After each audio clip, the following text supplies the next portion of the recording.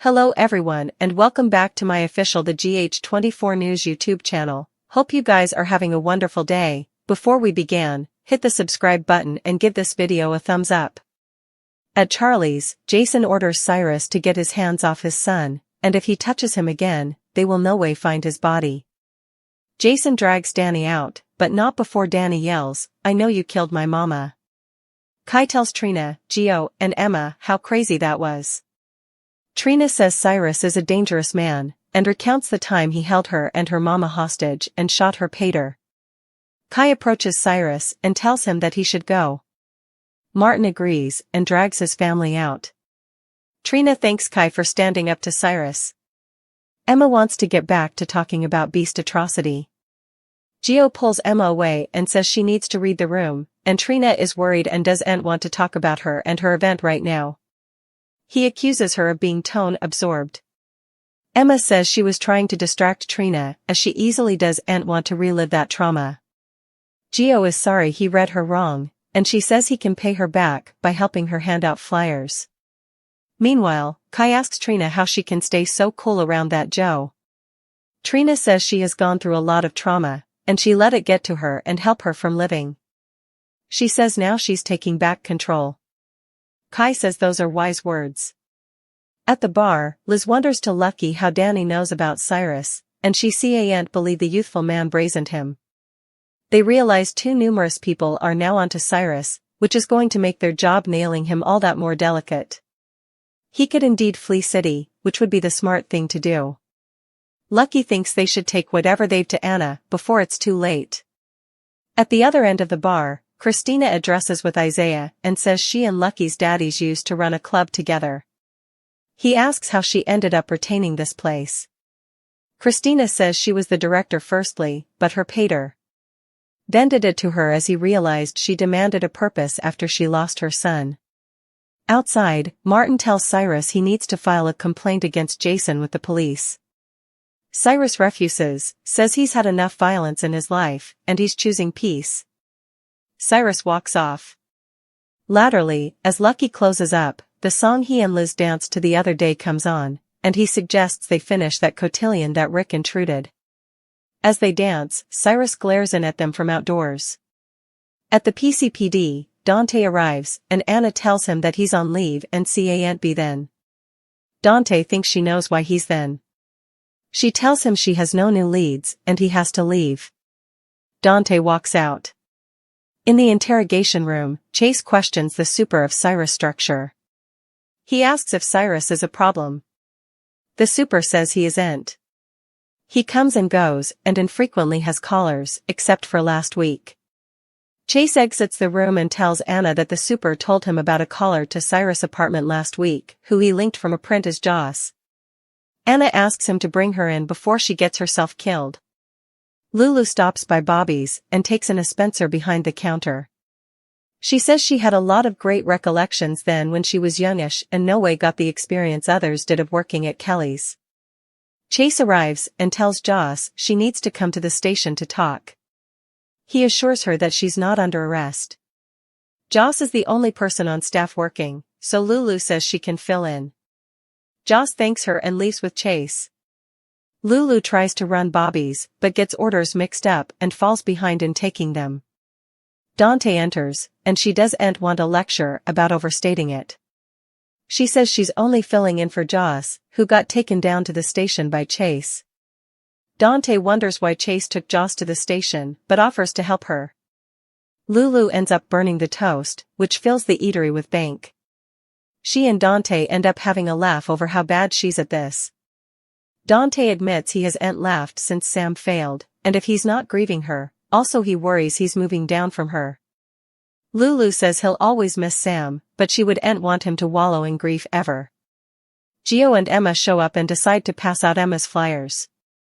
Gio hopes he's forgiven, and Emma says she forgave him a while ago. She says she can't stay frenetic at him when he batons those eyelashes at him.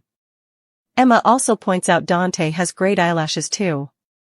Dante says they're Italian, and everyone back in the old neighborhood is good-looking. Chase brings Joss into the station, and Anna says she hears Joss is volunteering with Cyrus at the charge. They take her into the interrogation room, and Anna tells Joss this game she's playing is dangerous and could bring her life. Anna tells her what she did was felonious trespassing, and Chase adds fraud into the blend.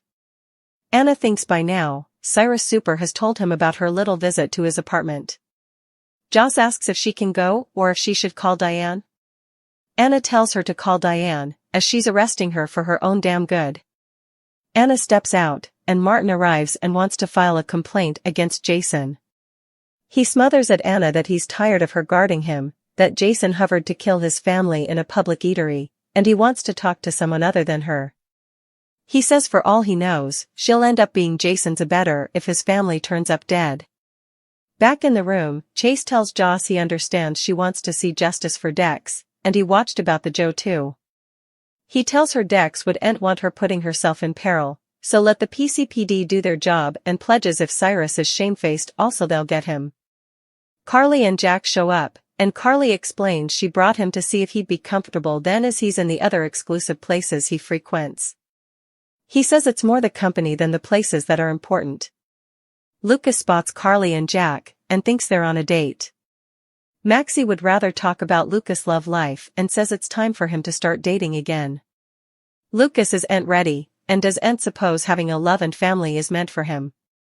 Maxie says she's only talking about a date, not marriage and kitties. She has a model who works at Deception she wants to set him up with. Across the bar, Jack thinks Carly's family is giving him the stink eye. Carly admits he, and numerous others, would rather she not keep his company. She says, fortunately, she makes her own opinions. She admits she likes seeing this side of him, the bone, that he doesn't share with others. Carly assumes he's been advised about her, and he admits he has by some associates.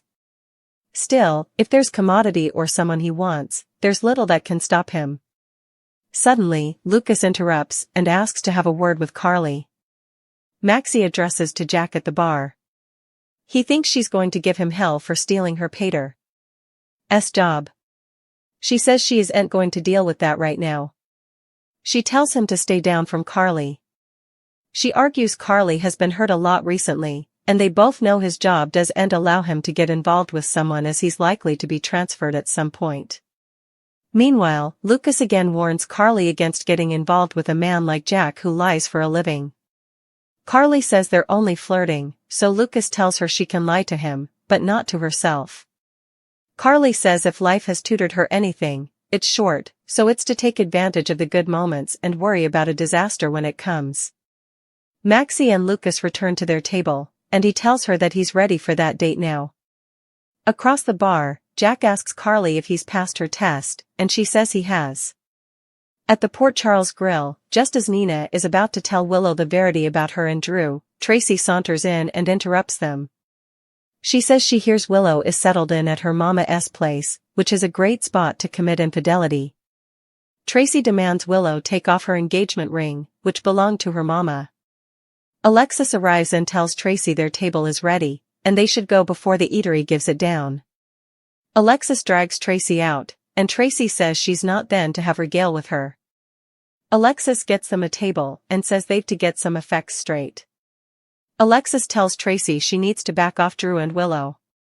She says if Drew relocates, Scout will go with him, and she wants to keep what's left wing of her family together. Tracy says she can't keep silent about how she feels, but Alexis says she'll be quiet as Tracy owes her, and she's collecting. Alexis says the only reason Tracy isn't in captivity for framing her for drunk driving is because she didn't pursue it. Tracy admits that wasn't her finest hour and agrees to keep her studies and feelings in check. Alexis thanks her. Tracy points out that Drew and Willow have insulated themselves from numerous in city, who wouldn't stay quiet, and that wouldn't forebode well for them. Back at their table, Willow tells Nina that the tableware filling in all of this is that they've gotten closer, and for the first time in her life, she feels like she has a mama. She couldn't have gotten through this without her mama.